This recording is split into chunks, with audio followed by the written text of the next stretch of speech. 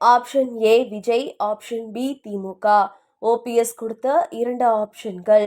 இறுதியில் எடுக்கப்பட்ட ஷாக் முடிவு. சென்னை வேப்பேரியில் நடைபெற்ற பன்னீர்செல்வம் தலைமையிலான மாவட்ட செயலாளர் கூட்டத்தில் யாருடன் கூட்டணி வைக்க விரும்புகிறீர் என மாவட்ட செயலாளர்களிடம் பன்னீர்செல்வம் சார்பாக கருத்து கேட்கப்பட்டது. இதில் 2 ஆப்ஷன் கொடுத்து கருத்து கேட்கப்பட்டதாக கூறப்படுகிறது.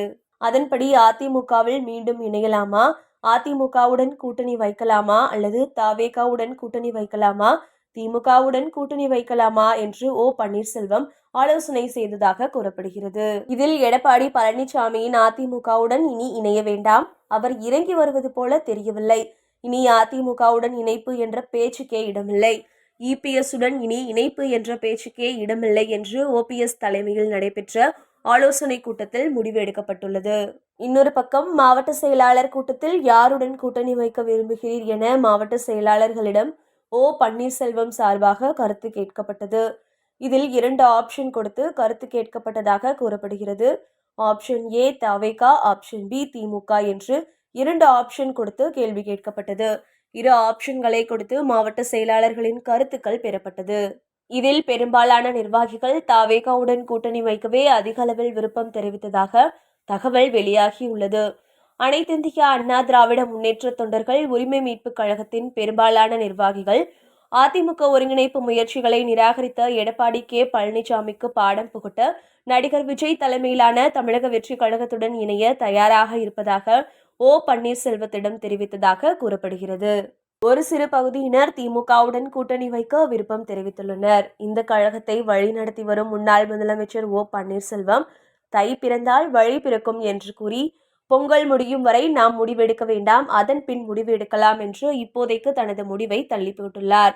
எனினும் பழனிசாமிக்கு நிச்சயம் ஒரு பாடம் புகட்டுவோம் என்றும் இனி கட்சி ஒருங்கிணைப்பு என்று கோர மாட்டோம் என்ற தனது ஆதரவாளர்களின் கருத்தை ஏற்றுக்கொண்டதாகவும் பன்னீர்செல்வம் தெரிவித்தார். செவ்வாய்க்கிழமை அன்று பன்னீர்செல்வம் மாவட்ட செயலாளர்களிடம் தனித்தனியாக கருத்துக்களை கேட்டபோது 80%த்திற்கும் அதிகமானோர் நடிகர் விஜய் தலைமையிலான தமிழக வெற்றி கழகத்துடன் இணைய வலியுறுத்தினர். தேசிய ஜனநாயக கூட்டணி தன்னை கைவிட்டுவிட்ட நிலையில் குறைந்த தொகுதிகளுக்காக மீண்டும் அங்கு செல்வது சுயமரியாதைக்கு உகந்ததல்ல என அவர்கள் தெரிவித்தனர்.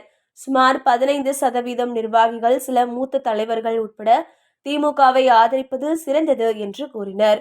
இருப்பினும் அரசியல் நிலவரங்களை உன்னிப்பாக கவனித்து வரும் பன்னீர்செல்வம் தனது முடிவை மேலும் 3 வாரங்களுக்கு ஒத்திவைத்துள்ளார். டிசம்பர் 23ஆம் தேதி காலை வரை ஒருங்கிணைப்புக்கு ஓபிஎஸ் கால அவகாசம் கொடுத்தார். ஆனால் பழனிசாமி அதை ஏற்றுக்கொள்ளவில்லை.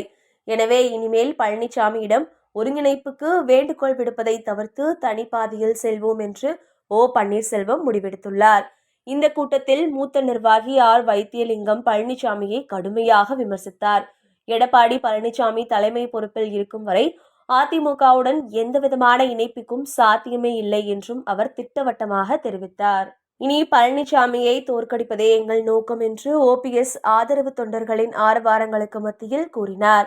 கடைசியாக பேசிய பன்னீர்செல்வம் 2024 மக்களவைத் தேர்தலில் பழனிசாமி தலைமையில் அதிமுக 7 தொகுதிகளில் டெபாசிட் இழந்ததுடன் 14 தொகுதிகளில் 3வது இடத்தை பிடித்தது என குறிப்பிட்டார். அதிமுகவிற்கு இத்தகைய அவமானத்தை கொண்டு வந்த பழனிசாமிக்கு நாம் தக்க பாடம் புகட்ட வேண்டும் என்று தொண்டர்களின் உற்சாக கரவொலிக்கும் மத்தியில் பன்னீர்செல்வம் மேலும் தெரிவித்தார். பொங்கலுக்கு பின் திமுகவுடன் கூட்டணியா அல்லது விஜயின் தவேகாவுடன் கூட்டணியா என்பதை பன்னீர்செல்வம் அறிவிப்பார் என்கிறார்கள்.